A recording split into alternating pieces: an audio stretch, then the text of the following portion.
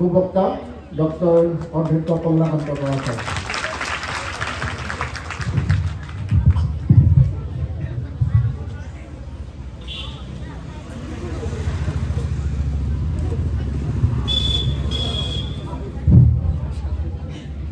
নমস্কাৰ মৰমৰ ছাত্ৰ ছাত্ৰীসকল ন আমনি লাগিছে অলপমান অৱশ্যে নৃত্যটো চালাতো সেইখিনি অকণমান ৰিফ্ৰেছ কৰিছে বাৰু যিয়ে নহওক পশ্চিম দৰং জাতীয় বিদ্যালয়ৰ যি বিদ্যালয় সপ্তাহৰ আজি মুকলি আৰু বঁটা বিতৰণী সভা ইয়াত উপস্থিত সভাখনত সভাপতিত্ব কৰা ইতিমধ্যে কৈছে যদিও তেখেত মোৰ বয়সত চিনিয়ৰ বন্ধুৰ দৰে হৈছে কমলেশ্বৰ বৰুৱা ডাঙৰীয়া মঞ্চত উপবিষ্ট সভাখন উদ্বোধন কৰা আৰু তেখেত অৱসৰী অধ্যক্ষ দুনি উচ্চতৰ মাধ্যমিক বিদ্যালয়ৰ কনক চন্দ্ৰ কাকতি মহোদয় মঞ্চত উপবিষ্ট কৰুণা সিন্ধু ডেকা মহোদয় খতৰা সত্ৰৰ গংগাৰাম বৈশ্য ডাঙৰীয়া কুলেন কলিতা ডাঙৰীয়া বিপিন কলিতা ডাঙৰীয়া দীপালী বৰুৱা ডাঙৰীয়ানী এই বিদ্যালয়ৰ সন্মানীয় প্ৰধান শিক্ষক মহোদয় মঞ্চত উপবিষ্ট নিজ গুণে বিভূষিত ব্যক্তিসকল এই বিদ্যালয়ত নিষ্ঠাৰে সেৱা আগবঢ়াই থকা মোৰ সন্মানীয় ছাৰ বাইদেউসকল মৰমৰ ছাত্ৰ ছাত্ৰীসকল অভিভাৱক পিতৃ মাতৃসকল সাধাৰণতে এনেকুৱা ধৰণৰ বিদ্যালয় এখনত আহিলে কি কথা ক'ব লাগে ইতিমধ্যে কমলেশ্বৰ বৰুৱা দাই মোক এটা কথা ক'লে আপুনি যে আলোচকা ছোৱালী হায়াৰ ছেকেণ্ডাৰীত সোণালী জয়ন্তীত বক্তৃতাটো দিছিল সেইটো দিব আচলতে মই বক্তৃতা ক'ত কি দিওঁ মোৰ মনত নাথাকে মই সাধাৰণতে উদ্দেশ্যটো চাই মই কথা ক'বলৈ বিচাৰোঁ এনেকুৱা এখন বিদ্যালয়ত অহাৰ পিছত নিশ্চয়কৈ মই তিনিটা দিশত কথা ক'বলৈ ভাল পাম এটা হৈছে ছাত্ৰ ছাত্ৰীক উদ্দেশ্যি যেহেতু ইয়াত ভালেমান সংখ্যক অভিভাৱক অভিভাৱিকা আছে পিতৃ মাতৃ আছে তেওঁলোকক উদ্দেশ্যি দুআষাৰমান নিশ্চিতভাৱে শিক্ষকসকলক উদ্দেশ্যিও মোৰ কথা ক'বলগীয়া থাকে আৰু এজন শিক্ষাৰ লগত জড়িত ব্যক্তি হিচাপে ওভাৰঅল শিক্ষাৰ ক্ষেত্ৰত মোৰ অকণমান ক'বলগীয়া থাকিব গতিকে চাৰিটা দিশ সামৰি মই মোৰ কথাখিনি ক'ম ভাবিছোঁ যে ইতিমধ্যে অলপ দীঘলীয়াই হ'ল গতিকে ইমান বিষয় সামৰি কথা ক'বলৈ গ'লে হয়তো বক্তৃতাটো দীঘল হ'বও পাৰে গতিকে মই যিমান পাৰি কম সময়ত কথাখিনি ক'বলৈ চেষ্টা কৰিম কণ কণ মইনা শইকীয়াৰ হয়তো ভোক পিয়া লাগিছে আমি বাৰু চাহ পানী খাই আছোঁ তোমালোকে কিবা খাইছানে নাই মই গম পোৱা নাই যি কি নহওক সদায়তো আৰু মিটিং নহয় আজি দুআষাৰমান কথা শুনিবৰ কাৰণে বাধ্য কৰোৱা হৈছে আৰু মই দেখিছোঁ মাজে মাজে ছাৰ বাইদেউসকল বহি আছে নহ'লে তোমালোকে উৎপাত কৰা কথা পাতা গতিকে সেইটো কণ্ট্ৰল কৰিবৰ কাৰণে ছাৰ বাইদেউসকল আছে বাৰু যি কি নহওক এতিয়া মই প্ৰথমতে শিক্ষা সম্পৰ্কত দুআষাৰমান কথা কওঁ এতিয়া শিক্ষা কি What is education? All-round development of personality. ব্যক্তিত্বৰ পূৰ্ণ বিকাশ বুলি কয় কিন্তু শিক্ষা কি সেই কথাটো ভাৰতৰ এগৰাকী মনীষী স্বামী বিবেকানন্দই 1800 চনৰ অৰ্থাৎ 1890 চনৰ পিছত তেওঁ এটা বাক্যৰে শিক্ষা কি কৈ থৈ গৈছে আপোনালোকে গুগলত সাৰ্চ কৰিলে পাব স্বামী বিবেকানন্দৰ এডুকেশ্যনৰ সংজ্ঞা কি তেওঁ কৈছিল education is the manifestation of perfectness already in man শিক্ষা হৈছে ইতিমধ্যে আপোনাৰ মোৰ মৰমৰ ছাত্ৰ ছাত্ৰীসকলৰ গাত লাগি থকা একক গুণৰাশিৰ বিকাশ একক গুণৰাশি কি একক গুণৰাশি কি every child is gifted with divine potential প্ৰত্যেকটো শিশুকে বোলে ঐশ্বৰিক ঈশ্বৰে এটা ক্ষমতা দি পঠায় আৰু স্বামী বিবেকানন্দই কৈছিল education is the manifestation of perfectness already in man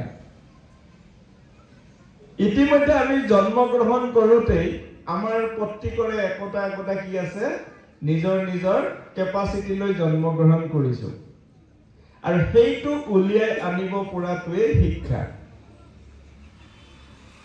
এতিয়া ৰাষ্ট্ৰীয় শিক্ষানীতি 2020 ৰাষ্ট্ৰীয় শিক্ষানীতি 2020 আপোনালোকে হয়তো সকলোৱে পঢ়া নাই কিছু সংখ্যকে পঢ়িছে এতিয়া ৰাষ্ট্ৰীয় শিক্ষানীতি 2020ৰ উদ্দেশ্য আজি 1890 চনৰ সময়ৰ মানতে কোৱা স্বামী বিবেকানন্দৰ সেই কথাটো এতিয়া আহিছে এটো অকল ভাৰতৰ কাৰণে নহয় ৰাষ্ট্ৰসংঘৰ ইউনেস্কোই 1998 কিমান চনত 1998 গোটেই পৃথিৱীৰ কাৰণে এখন শিক্ষানীতি প্ৰস্তুত কৰিছিল আৰু সেই শিক্ষানীতিখনত কি আছিল যে তাত সভাপতি আছিল জেক্স ডেলৰ তেওঁ ভাৰতীয় নহয় তেওঁ হৈছে বাহিৰৰ আৰু সেই জেক্স ডেলৰে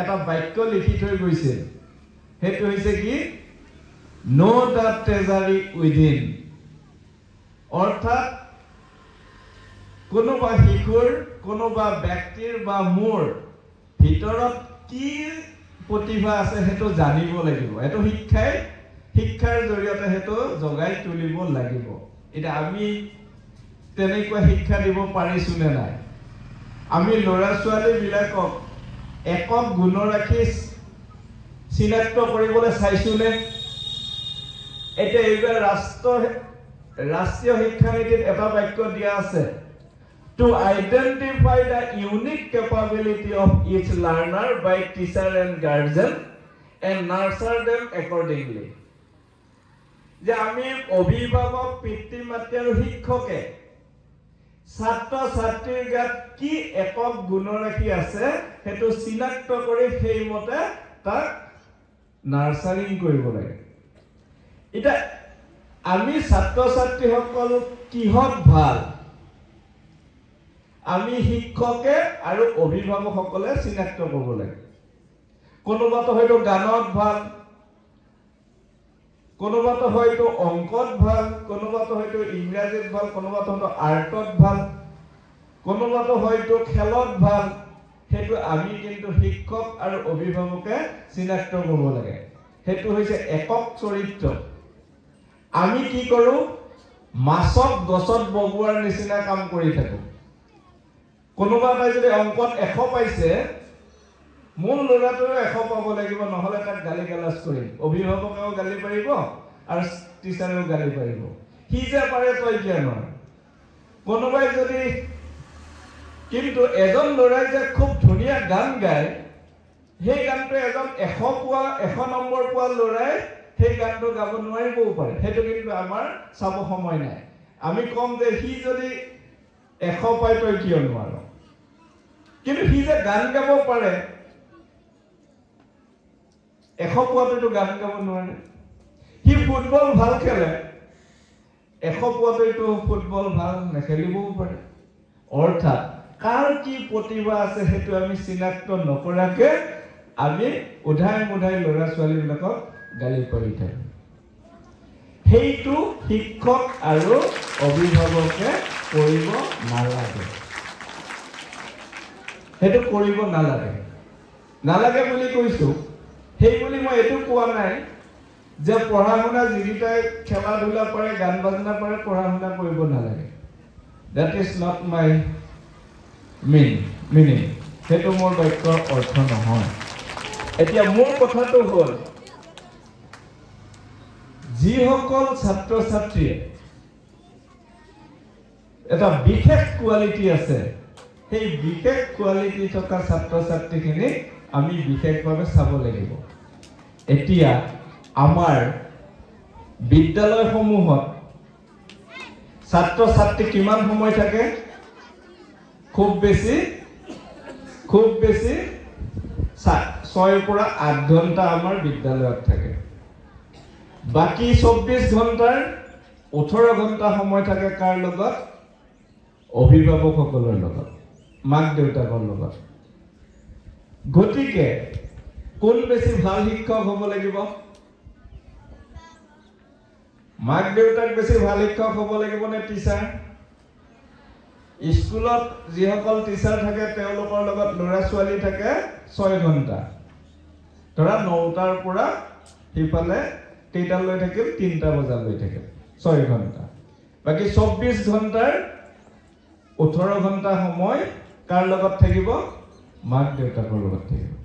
তাৰ মানে একক গুণৰ ল'ৰাটো কিহত ভাল, কিহত বেয়া, তাৰ কি প্ৰতিভা আছে, সেইটো কোনে বেছি ভালকে চাই আছে?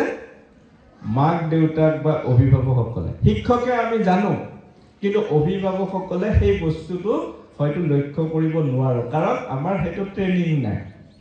গতিকে সেইকাৰণে নতুনকৈ এটা কথা আহিছে, পেৰেণ্টিং স্কিল। পেৰেণ্টছসকলেও যাতে ল'ৰা ছোৱালীক কেনেকৈ ডাঙৰ দীঘল কৰিব লাগে সেইটো বুজি পায়। ল'ৰা ছোৱালীক কেনেকৈ লালন পালন কৰিব লাগে সেইটো কিন্তু বুজিব লগা কথা আছে। আৰু সেইটো কোনে বুজাব লাগিব? স্কুলবিলাকে এটা উদ্যোগ ল'ব লাগিব। গতিকে মই প্ৰধান শিক্ষক মহোদয়ক এটা অনুৰোধ জনাম, এই বিদ্যালয়ত অন্তত অভিভাৱকসকলক 2 মাহে 3 মাহে মাতি আনি আপোনালোকে তেওঁলোকৰ নিজৰ ল'ৰা ছোৱালীৰ বিষয়ত কি সমস্যা আছে সেই কথাখিনি ধুনীয়াকৈ জনাব, আৰু তেওঁলোকে কি কৰিব লাগে অকণমান গাইড কৰিব। তেনেকৈ আমি পেৰেণ্টিং স্কিল বঢ়াব লাগিব। এতিয়া আমাৰ পেৰেণ্টছসকলৰ কাৰণে মই 2টামান কথা ক'ম। পেৰেণ্টছসকলৰ কাৰণে কথাটো এনেকুৱা যে আমি ল'ৰা ছোৱালীক নাজানাকে আমি কি কৰোঁ? 1 নম্বৰ কথা হৈছে আমি ল'ৰা ছোৱালীক অকণমান স্বাৰ্থপৰতাটো আমি নাজানাকে শিকাই থাকোঁ। এইটো বেয়া নাপাব, উইথ ডিউ অনাৰ কৈ আছোঁ যে আমি স্বাৰ্থপৰতাটো ল'ৰা ছোৱালীয়ে সৰুৰ পৰাই আমি গম নাপাওঁ, আমাৰ তেনেকুৱা এটা স্বভাৱ হৈ গৈছে, আমি শিকাই থাকোঁ। কেনেকৈ? এখন আপুনি ফাংচনত গৈছে, আপোনাৰ ছোৱালীজনীয়ে নাচিব, আৰু কেইগৰাকীমান গৈছে বাৰু। গতিকে ফাংচনত প্ৰতিযোগিতাত সৌভাগ্যবশতঃ আপোনাৰ ছোৱালীজনী 2 নম্বৰত নাছিলে। এটা 20জনীয়া এখন লিষ্ট আছে, আপুনি সোনকালে নামটো দিলে বা কিবা কাৰণত 2 নম্বৰত আপোনাৰ ছোৱালীজনী নাছিলে। নাচাৰ লগে লগে তাৰ প্ৰগ্ৰেমটো আপুনি সুন্দৰকৈ চালে, উৎসাহ দিলে, শেষ হ'ল নহয়, আপুনি গুচি আহিলে। কিন্তু দুৰ্ভাগ্যবশতঃ যিটো 20 নম্বৰত থাকে, 20 নম্বৰত যিজনী ছোৱালীয়ে নাচিব তাৰ কাৰণে কোনো দৰ্শক নাই, এই অভিভাৱকসকলো নাই। তাৰমানে কি? আমি কেনেকুৱা চেলফিছ? এইটো আমাৰ দায়িত্ব নাছিল নে? মোৰ ছোৱালীজনীৰ নিচিনা এইটো আন এজনী ছোৱালী কম্পিটিশ্যনত গৈছে, পুৰস্কাৰ পাইছে নাপাইছে বাদ দিয়া, যে মোৰ ছোৱালীজনীৰ নিচিনাকৈ তাইকো অকণমান উৎসাহিত কৰাটো আমাৰ দায়িত্ব আৰু কৰ্তব্য। সেই কথাটো কিন্তু আমি কেতিয়াও নাভাবোঁ। মোৰটো হ'ল নহয়, মই লৈ আহিলোঁ। প্ৰায়বিলাক ফাংচনত দেখা পাওঁ কোনখিনি অডিয়েঞ্চ থাকে, যিখিনি ল'ৰা ছোৱালী তাত নাচিব বাকী আছে সেইখিনি ৰৈ আছে, আৰু যিখিনি নাচা গান হে সেইখিনি গুচি গ'ল। এই বস্তুবিলাক আপোনাৰ ল'ৰাটো বা ছোৱালীজনীয়ে আগৰ পৰাই চাই আছে আৰু সেই বস্তুটো শিকিছে। কিন্তু আপুনি ক'ব লাগিছিল বাবা ৰবা তোমাৰহে হ'ল তোমাৰ লগত আমাৰ লগততো তাইও আহিছে তাই প্ৰগ্ৰেমটো তাইকো অকণমান উৎসাহ দিয়াটো আমাৰ দায়িত্ব গতিকে আপোনালোকে ল'ৰা ছোৱালীক পিতৃ মাতৃসকলৰ এটা স্কিলৰ কথা কওঁ পেৰেণ্টিং স্কিলত স্কুলে মাতি আনি কি শিকাই নিশিকাই নাজানো পিতৃ মাতৃসকলক মই এটা কথা কওঁ যে আপোনালোকে ল'ৰা ছোৱালীক প্ৰতিযোগিতা নহয় উৎসাহিত হ'ব শিকাব প্ৰতিযোগিতা নহয় কি কৰিব উৎসাহিত হ'ব শিকাব কেনেকৈ উৎসাহিত হ'ব শিকায় অৰ্থটো কেনেকুৱা ধৰি লওক মই এজন অভিভাৱক আৰু বৰুৱা দা এজন অভিভাৱক দুইটাৰে ল'ৰা ছোৱালী ক্লাছ 9ত পঢ়ে তেওঁৰ ল'ৰাটো 9ত পঢ়ে মোৰ ল'ৰাটো 9ত পঢ়ে তেওঁৰ ল'ৰাটোই অংকত 100ৰ ভিতৰত 95 পালে মোৰ ল'ৰাটোৱে কি পালে 100ৰ ভিতৰত 80 নম্বৰ পালে বা 60 নম্বৰ পালে তেতিয়া মই পটককৈ যদি কৈ দিওঁ যে নাই নাই এই বৰুৱা দাৰ ল'ৰাটোক স্কুলত মাষ্টৰে আগতে কৈ দিছে প্ৰশ্নকেইটা এই তাৰ ল'ৰাটোক অকণমান ফেভাৰ কৰিছে এনেয়ে নম্বৰ দিছে আচলতে তয়ে পাইছিল সেইটো যদি কওঁ তেনেহ'লে সেইটো তেতিয়া কি হ'ব তাৰমানে মই প্ৰতিযোগিতা কৰি আছোঁ সেইটো নকয় মোৰ দায়িত্ব কি হ'ব মই কি কৰিম মই কৰিম যে মোৰ ল'ৰাটো বৰুৱা দাৰ ঘৰলৈ লৈ যাম যাই কম বাবা আহা তুমি ইমান ভাল নম্বৰ পাইছা অংকত তুমি আৰু ভাল কৰিব লাগিব তুমি আগবাঢ়ি যোৱা মোৰ ল'ৰাটো ইও অংকত বেয়া নাছিল এইবাৰ অলপ কম পাইছে অলপ কম নম্বৰ পাইছে কিন্তু অকণমান তাকো গাইড কৰিবাচোন তুমি অকণমান দুই এটা বস্তু শিকাই দিবাচোন ইও আগবাঢ়ি যাব কনগ্ৰেচুলেশ্যন দিব আপোনাৰ ল'ৰাক মই ল'ৰাটোক তেওঁৰ ল'ৰাটোক লৈ যায় কনগ্ৰেচুলেশ্যন দিম যে মোৰ ইয়াকত আপুনি অকণমান তুমি চাই দিবা এইটোকৈ উৎসাহিত হোৱা তাকে নকৰি যদি মই এই নাই কমলেশ্বৰবোৰে স্কুলত সদায় যাই থাকে নহয় মাষ্টৰহঁতে অলপ মৰম কৰি নম্বৰটো তাক বেছিকৈ দিছে এই কথাটো যেতিয়া কম এইটো তেতিয়া কি হ'ব ল'ৰাটো উৎসাহিত নহয় লাহে লাহে সি ডিপ্ৰেছ হ'ব আপোনাৰ ছোৱালীজনী আন এজনী অভিভাৱকৰ ছোৱালীতকৈ কম নম্বৰ পাইছে আপুনি কি কৰিব তাৰ ঘৰত লৈ যাব যে মা তুমি ইমান নম্বৰ পাইছা কেনেকৈ পঢ়িছা মোৰ মাজনীকো অকণমান শিকাই দিবাচোন তাইও তোমাৰ পিছে পিছে আগবাঢ়ি যাব এইটোকৈ উৎসাহিত হোৱা এনেকুৱা হ'লে কম্পিটিশ্যন নহয় তাকে নকৰি যদি ল'ৰা ছোৱালী যেতিয়া প্ৰতিযোগিতাত সোমাব প্ৰতিযোগিতাই এতিয়া আমাক কি কৰিছে আমি চবে নাজানাকৈ প্ৰতিযোগিতাত সোমাই আছোঁ অভিভাৱকসকলৰ মাজত প্ৰতিযোগিতা ছাত্ৰ ছাত্ৰীৰ মাজত প্ৰতিযোগিতা সেইকাৰণে কি হয় আমি ৰাতি ভালকৈ শুব নোৱাৰোঁ আমি সদায় প্ৰতিযোগিতা কৰা মানে বেলেগৰ কথা ভাবি থাকোঁ মই যেতিয়া শুব ল'ম এজন ছাত্ৰই যেতিয়া প্ৰতিযোগিতা কৰি থাকে আন এটাৰ লগত যেতিয়া শুবলৈ যাব সি ভাবিব সি বা কি কৰি আছে নিজৰটো নাভাবে প্ৰতিযোগিতাই সদায় আনৰ কথা ভাবিব দিয়ে প্ৰতিযোগিতাই সদায় আনৰ বিষয়ে ভাবিব দিয়ে আপুনি মই যদি আপোনাৰ লগত প্ৰতিযোগিতা কৰি থাকোঁ মই ভাবিম মোৰ কথা নাভাবোঁ মই কেনেকৈ উন্নতি কৰিম মই ভাবিম এতিয়াবা সি কি কৰি আছে গতিকে মোৰটো পাহৰি যাম গতিকে প্ৰতিযোগিতাই সদায় আনৰ কথা ভাবিবলৈ বাধ্য কৰে আৰু যিবিলাক আচলতে উৎসাহী হয় সৰুৰে পৰা যেতিয়া উৎসাহী হ'ব সি সদায় নিজৰ কথা ভাবিব প্ৰতিযোগিতা সদায় নিজৰ লগত কৰিব আজি যদি মই ৰাতিপুৱা 5 বজাত শুই উঠি আধা ঘণ্টা দৌৰিছোঁ খোজকাঢ়িছোঁ কাইলৈ মোৰ হ'ব কি 5 বজাত উঠি মই 1 ঘণ্টা খোজকাঢ়িম এইটো মোৰ তেতিয়া অতিকৈ উৎসাহী হোৱা আজি যদি মই আধা ঘণ্টা পঢ়িছোঁ মই এনেকুৱা নিজৰ লগত প্ৰতিযোগিতা কৰিম কাৰো লগত নহয় যে মই নিজৰ লগতে মই কাইলৈ 1 ঘণ্টা পঢ়িম সেইটোকৈ উৎসাহী হোৱা সেইটোৰ পৰা উন্নতি হ'ব তাকে নকৰি যেতিয়া আমি প্ৰতিযোগিতা এখনলৈ ঠেলি দিম ভৱিষ্যতে কি হ'ব গোটেই পৃথিৱীখনেই প্ৰতিযোগিতা অলপমান কিবা যদি বিপদ হয় ল'ৰা বা ছোৱালীজনী নম্বৰ কম পালে বহুত সময়ত দেখা পাইছোঁ কিবা এটা পৰীক্ষাত নম্বৰ কম পোৱাৰ কাৰণে সুইচাইড কৰিছে কোনোবাই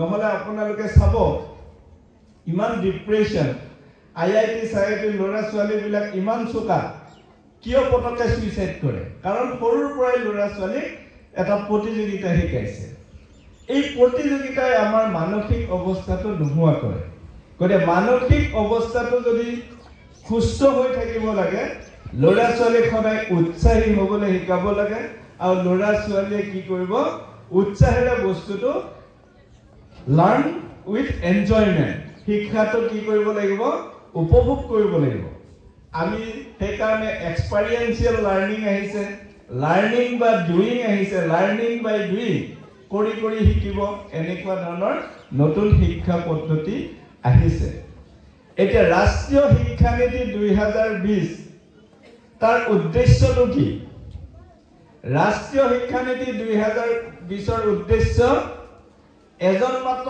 ইঞ্জিনিয়াৰ বনোৱা নহয় আপোনালোকে ভুল নকৰিব ৰাষ্ট্ৰীয় শিক্ষানীতি 2020 ৰ উদ্দেশ্য এটা সাংঘাতিক ইঞ্জিনিয়াৰ বনোৱা এজন বিৰাট ডাঙৰ ডাক্তৰ বনোৱা মাত্ৰ নহয় এজন মাত্ৰ আইএছ অফিচাৰ বনোৱাই নহয় এজন মাত্ৰ প্ৰফেসৰ বনোৱা নহয় এজন মাত্ৰ মানে গায়ক বনোৱা নহয় ৰাষ্ট্ৰীয় শিক্ষানীতি 2020 ৰ উদ্দেশ্য হৈছে টু ক্ৰিয়েট এ নলেজ বেসড ভাইব্ৰেন্ট সোসাইটি এখন জ্ঞান সন্তুলিত সমাজ সৃষ্টি কৰা জ্ঞান সন্তুলিত সমাজ কেনেকৈ সৃষ্টি হ'ব যেতিয়া ল'ৰা ছোৱালীবিলাক আমি বিলাক জ্ঞানী হ'ম সমাজত আমি জ্ঞানী হৈ জানো পঢ়া শুনা কৰিলে আমি জ্ঞানী নেকি অৱশ্যে হয় ৰাষ্ট্ৰসংঘই যি 4টা পিলাৰ দিছে পঢ়া শুনা কৰা মানুহবিলাকক জ্ঞানী বুলিয়ে ধৰে সেই 4টা পিলাৰ কি শিক্ষাই 4টা পিলাৰ ফুলফিল কৰিব লাগে এটা হৈছে লাৰ্ণ টু নো আমি জানিবৰ কাৰণে শিকিব লাগিব তাৰমানে নলেজ লাৰ্ণ ফৰ নলেজ আমি জ্ঞানৰ কাৰণে পঢ়িব লাগে লাৰ্ণ টু ডু আমাৰ নলেজ হোৱাৰ পিছত জানাৰ পিছত আমি কৰিব পাৰিব লাগিব লাৰ্ণ টু ডু সেকেন্ড 3 নম্বৰটো হৈছে লাৰ্ণ টু বি এতিয়া মই জানা জ্ঞানী হলো সেই জ্ঞানেৰে মই কৰিব পৰা হলো এতিয়া কৰিব পৰা হোৱাৰ পিছত মই কি কৰিম তাৰমানে মই কি হ'ম মই কৈ আছো আৰু শেষৰটো হৈছে লাৰ্ণ টু লিভ টুগেদাৰ আমি কেনেকৈ একেলগে সোসাইটিত বাস কৰিব পাৰো সুখে শান্তিৰে তে লাৰ্ণ টু নো এটা আমাৰ শিক্ষাটো কি লাৰ্ণ টু নো মানে লাৰ্ণ টু নলেজৰ কথা কৈছে কিন্তু আমাৰ শিক্ষাটো হৈছে লাৰ্ণ টু নো মানে এটা ইনফৰমেশন বেস আমি মনত ৰাখি থলো চুৰ নকৰিবা নীতি শিক্ষাত পঢ়িছো আমি ল'ৰা ছোৱালীয়ে ধুনীয়াকে কিছুমান নীতি লিখিব দিলে 10টা মান নীতি লিখি দিব চুৰ কৰিব নাপায় ৰেসপেক্ট ইউৰ টিচাৰ ৰেসপেক্ট ইউৰ এল্ডাৰ্স বেলেগৰ পৰা টকা ভেটি খাব নাপায় এইবিলাক লিখিব দিলে আমি ধুনীয়াকে মনত আছে নহয় এটো কয় এটো ইনফৰমেশন আছে কিন্তু লাৰ্ণ এই ইনফৰমেশনটো আমি নলেজলৈ নিয়া নাই অৰ্থাৎ চুৰ কৰিব নালাগে বুলি কৈছে মই জানো শিকিছিলো কিন্তু মই শিকা নাই কি কৰিম মই চুৰ কৰিম কেনেকৈ চুৰ মানে কি মই যদি ডাঙৰ হওঁ চাকৰি কৰি কিবা চান্স পালে পইচা খাম বেলেগ ধৰণে চুৰ কৰিম সেইটো কয় learn to know 1 number pillar গতিকে আমি জ্ঞানী হ'ব লাগিব জ্ঞানী মানুহে সেইবিলাক নকয় লাৰ্ণ টু ডু এই 2 নম্বৰটো জ্ঞান হোৱাৰ পিছত আমি হেতু ব্যৱহাৰ কৰিম এতিয়া এজন মই কম্পিউটাৰ ইঞ্জিনিয়াৰ মই আইআইটিৰ কম্পিউটাৰ ইঞ্জিনিয়াৰ মই সব জানো মোৰ নলেজ হ'ল লাৰ্ণ টু ডু হ'ল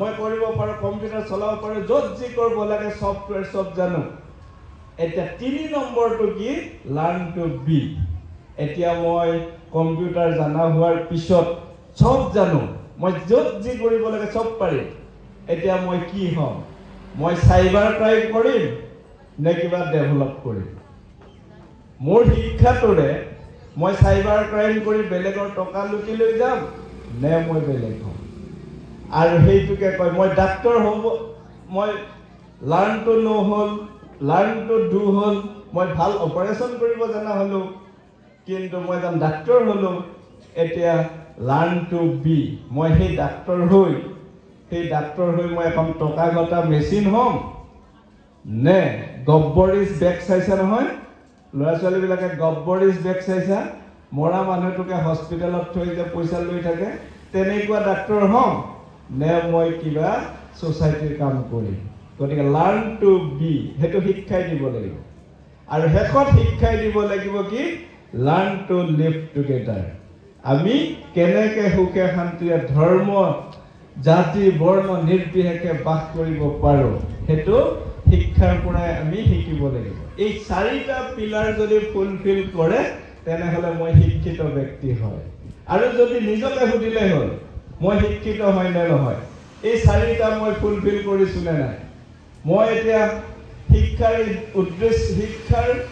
উদ্দেশ্য দুটা তাৰ ভ্যালু দুটা এটা হৈছে ইন্ট্ৰিনসিক ভ্যালু এটা কি ইনস্ট্ৰুমেন্টাল ভ্যালু শিক্ষাটো যদি মই কিবা অস্ত্ৰ হিচাপে ইউজ কৰো সেইটো হৈছে ইনস্ট্ৰুমেন্টাল ভ্যালু আৰু ইন্ট্ৰিনসিক ভ্যালু হৈছে কি যেটো মই জ্ঞানৰ কাৰণে কৰিম শিক্ষা লম এতিয়া মোক বিএড লাগে মোক বিএ পাস হ'ব লাগে মোক বিএড লাগে এজন শিক্ষক হ'বলে আচ্ছা মই বিএড ললো বিএ পাস কৰিলো কৰি মই টিচাৰ হলো এটো কয় শিক্ষাৰ ইনস্ট্ৰুমেন্ট হিচাপে মই ইউজ কৰিলো কিন্তু হোৱাৰ পিছত মই ল'ৰা ছোৱালীক ভালকে নপঢ়া মই যি পাব লগা আছে পালো হ'ল আৰু শিক্ষা হৈ গ'ল এইটো কয় ইনস্ট্ৰুমেন্টাল ভ্যালু কিন্তু শিক্ষাৰ পৰা আপোনাৰ কিবা এটা যে লাভ হ'বই কিবা আপুনি টকা পইচা ঘটে নহবও পাৰে আপোনাৰ নলেজৰ কাৰণে বহুতে পঢ়া শুনা কৰে হেতু ইম্পৰ্টেন্ট গতিকে এইখিনিতে ছাত্ৰ ছাত্ৰীসকলক আৰু দুটামান কথা কম কেতিয়াও নিজকে দুৰ্বল বুলি নাভাবিবা never think yourself is a weak personality মানুহৰ মনটোৱে সব মনত যদি আপুনি ভাবে আপুনি ষ্ট্ৰং আৰু যদি আপুনি মনত ভাবে আপুনি দুৰ্বল গীতাটো সেই কথাটোকে কৈছে গীতাই কৈছে যে মাইণ্ডটোৱে সব মানুহৰ মন আৰু মন কন্ট্ৰোল কৰাটো ইমান সহজ সাধ্য নহয় আৰু মনেৰে এতিয়া ৰাষ্ট্ৰসংঘই 1998 ত স্বাস্থ্যৰ ডেফিনিশন দিছে আগতে কৈছিলে কোনো বেমাৰ আজাৰ নাথাকিলে স্বাস্থ্যৱান বুলি কৈছে এতিয়া কৈছে কি মেন্টালি আৰু ফিজিক্যালি লগতে সোশিয়ালি ওয়েলবিং হ'ব লাগিব মানসিকভাৱে শাৰীৰিকভাৱে আৰু সামাজিকভাৱে এটা মানসিকভাৱে কি যে মনটো যদি সুস্থ নাথাকে তেও স্বাস্থ্যৱান ব্যক্তি নহয় এতিয়া মন সন্তুষ্ট কৰি ৰখাটো বহুত টান আৰু সেই মন সন্তুষ্ট কৰাৰ কাৰণে ভগৱানে মানুহৰ এটা বস্তু দিছে বহুত সফিষ্টিকেটেড ইনস্ট্ৰুমেন্ট এটা নতুন যন্ত্ৰ অত্যাধুনিক যন্ত্ৰ চলাবৰ কাৰণে আমাক কি লাগে এখন হাতপুথি লাগিব যে যন্ত্ৰটো এটো টিপিব লাগে যেনেকৈ মোবাইল এটা কিনিলে এখন লগে লগে ম্যানুৱেল দিয়ে সেইখনত চাই নতুন যন্ত্ৰটো চলাব পাৰে এটা মানুহৰ মনটো সৃষ্টি কৰিছে ভগৱানে এটা ভগৱানে সৃষ্টি কৰা মনটো চলাবৰ কাৰণে আমাকো এখন এটো বলে বিৰাট জটিল যন্ত্ৰ মানুহৰ মনটো ইমান জটিল তাক চলাবলৈ এখন হাতপুথি লাগে আৰু সেই হাতপুথিখন বহুবিলাক বিখ্যাত বিজ্ঞানী বহুতবিলাক বিখ্যাত ব্যক্তিয়ে কৈছে মানুহৰ মনটো চলোৱা এখন হাতপুথি আছে সেইখন বলে গীতাখন বলে আমাৰ মন পৰিচালনা কৰাৰ ডাঙৰ হাতপুথি এটা সেই গীতাখন কেনেকৈ হাতপুথি আপোনালোকে গীতাৰ ওপৰত এটা ফটো দেখা পাইছেনে কৃষ্ণই পাঁচটা ঘোড়াৰ ৰছী টানি আছে অৰ্জুন ৰথত বহি আছে তাৰ অৰ্থটো যিয়ে বুজি পাব গীতা আৰু পঢ়াৰ দৰকাৰ নাই যে কি হেতু কি বুজায় মানুহৰ ঘোড়া পাঁচটাই মানুহৰ ইন্দ্ৰিয় পাঁচটাক বুজাইছে ৰথখনৰ কোনো শক্তি নাই ৰথখনে কতো যাব নোৱাৰে যেতিয়ালৈকে ঘোঁৰা কেইটাই নাটানে ঠিক তেনে মানুহৰ শৰীৰটোৱে ৰথখন হৈছে মানুহৰ শৰীৰটো কতো নাযায় যেতিয়ালৈকে ইন্দ্ৰিয়ই টানি লৈ নাযায় আপুনি এটা ভাল বস্তু দেখিছে সিফালে গুচি গ'ল কিবা এটা খোৱা গোন্ধ পাইছে গুচি গ'ল অৰ্থাৎ শৰীৰটো সেনেকেহে চালিত হয় ইন্দ্ৰিয় কেইটাই চলাই থাকে আৰু এই ইন্দ্ৰিয় কেইটা ঘোঁৰা পাঁচটাক কণ্ট্ৰোল কৰি আছে কোনে ঘোঁৰা পাঁচটা যদি পাছফালে গুচি যায় তেনেহ'লে ৰথখন কি হ'ব হয় একে ঠাইতে থাকিব নহ'লে ভাঙি যাব এফালে যদি টানি লৈ যায় গতিকে তাক কণ্ট্ৰোল কৰি আছে কোনে শ্ৰীকৃষ্ণই অৰ্থাৎ ইন্দ্ৰিয়ক কণ্ট্ৰোল কৰি আছে কৃষ্ণ হৈছে বুদ্ধিৰ প্ৰতি অৰ্থাৎ মাইণ্ড মানুহৰ মনটোৰে গোটেই ইন্দ্ৰিয়টো কণ্ট্ৰোল কৰিব লাগিব আৰু যেতিয়াই ইন্দ্ৰিয় কণ্ট্ৰোল হ'ব মনেৰে এতিয়া আপুনি ক'ব লাগিব নাই এইবিলাক চব ভাল এইটো গোন্ধ পাইছো খাব মন গৈছে কিন্তু মোৰ অমুক বেমাৰ আছে নোৱাৰো অমুক মনটোৰে কণ্ট্ৰোল কৰিলে নাও আপুনি যি বিচাৰিছে সেইটো হ'ব পাৰিব গতিকে আমাৰ ল'ৰা ছোৱালীবিলাকে মনটো কণ্ট্ৰোল কৰিব শিকিব লাগিব তেতিয়াহে অৰ্জুনে যদি কৃষ্ণক কয় এটা বল কুৰুক্ষেত্ৰ যুদ্ধলৈ তেতিয়াহে ৰথখন গৈ তাতে পাব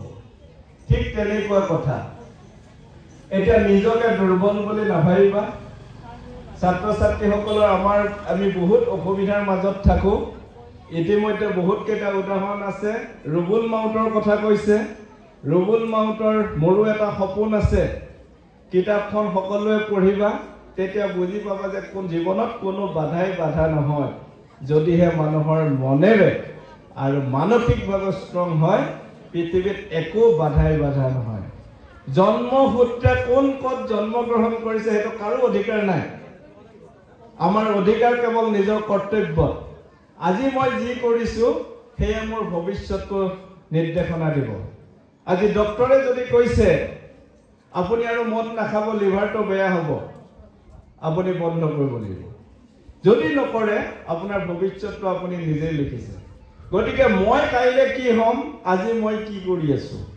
গতিকে ছাত্ৰসকলে কাইলে কি হ'ব যদি আজি ঠিক কৰিছে তেনেহ'লে আজিৰ পৰাই তাৰ ষ্টেপটো আৰম্ভ কৰিব লাগিব সেইকাৰণে কালামে এটা কথা কৈছিল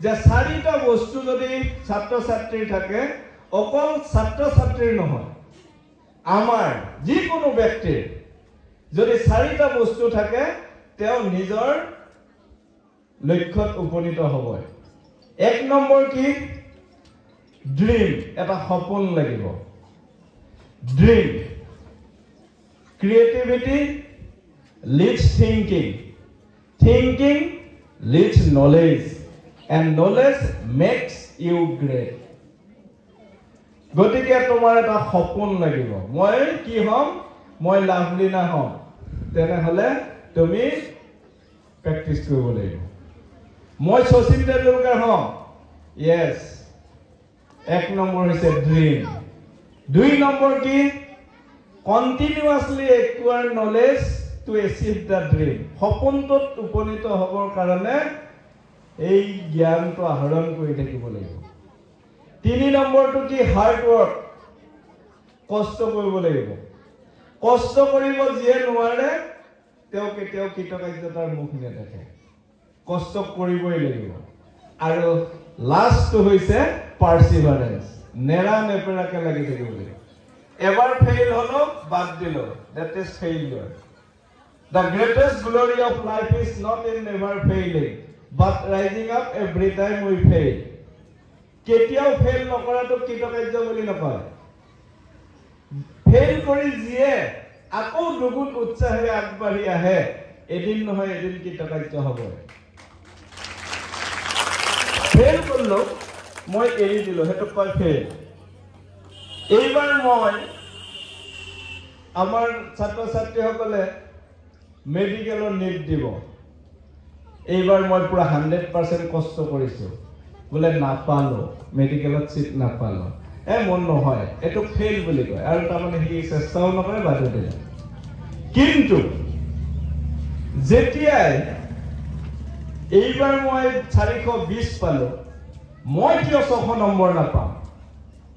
মোৰ নিচিনাটো 10টাই পাইছে, আকৌ দুগুণ উৎসাহেৰে তেওঁ আকৌ আৰম্ভ কৰিলে। সেইবাৰ কিন্তু তেওঁ হয়তো 520 পালে। আকৌ ভাবিলে 520ত অলপৰ কাৰণে মই নাপালো, মই এৰি দিলো, সেইটো ফেইল।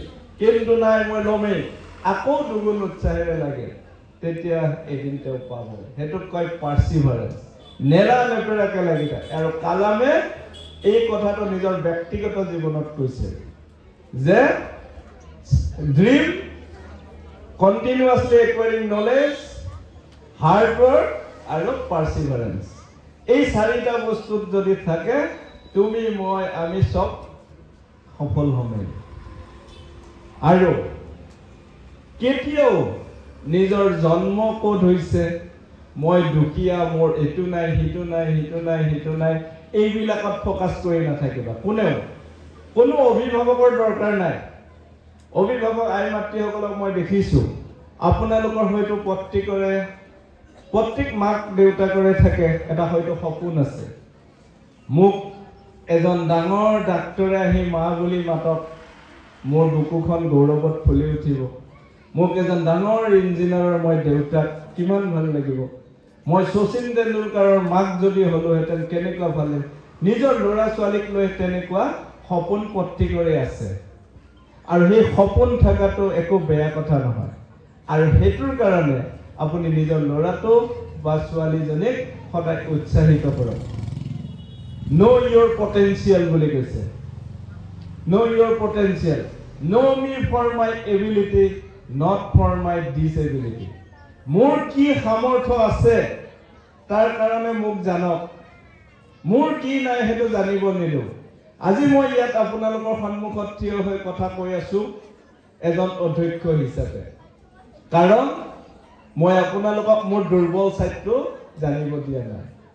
মোৰ সৰুতে কি নাই, মোৰ ঘৰত কি আছে, মোৰ ভাল বিল্ডিং আছেনে নাই, মই খাবলৈ ভাত আছেনে নাই, মোৰ ঘৰত টিভি আছেনে কি আছে, এইবিলাক কাকো একো জানিব নিদিয়ে। কিন্তু সকলো ছাত্ৰ ছাত্ৰীয়ে সদায় নিজে কিহত এক্সপাৰ্ট সেইটো সদায় ফ'কাছ কৰি থাকিবা। য়েছ, মোৰ ঘৰত এইটো নাই, কথা নাই, কিন্তু মই বিৰাট ভাল গান গাব জানো, মই বিৰাট ভাল নাচিব জানো, মই নাচি পেলাই বিখ্যাত হ'ম, মই পঢ়ি বিখ্যাত হ'ম। মোৰ ঘৰত কি নাই সেইবিলাক একো দৰকাৰী কথা নহয়। প্ৰত্যেক মাক দেউতাকে তেনেকৈ ভাব, মই কি কষ্ট কৰি আছো মই কাকো জানিব নিদিওঁ, কিন্তু মই মোৰ ল'ৰাটো বা ছোৱালীজনী ভাল কৰিম। আৰু ল'ৰাটো বা ছোৱালীজনী সেই কথাটো ভাবিব লাগিব। A man is not great by his words, but by his deed. মানুহে জন্মৰ জৰিয়তে মহান নহয়, মানুহ মহান হয় কৰ্মৰ দ্বাৰা। আপুনি কি কাম কৰিছে সেইটোহে মহান কৰিব। বহুত ডাঙৰ ঘৰত জন্মগ্ৰহণ কৰিলে আপুনি গ্ৰেট নহয়।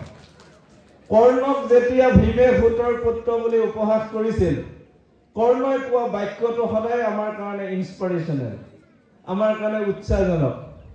কৰ্ণই কৈছিল যে সূতৰ পুত্ৰ বুলি মোক উপহাস নকৰিবি ভীম, মই মোৰ সমস্ত শক্তি, মোৰ বাহুবলেৰে যি ধনুবিদ্যা আৰু গদাবিদ্যা শিকিছো, পাৰিলে তাৰ লগত যুঁজা।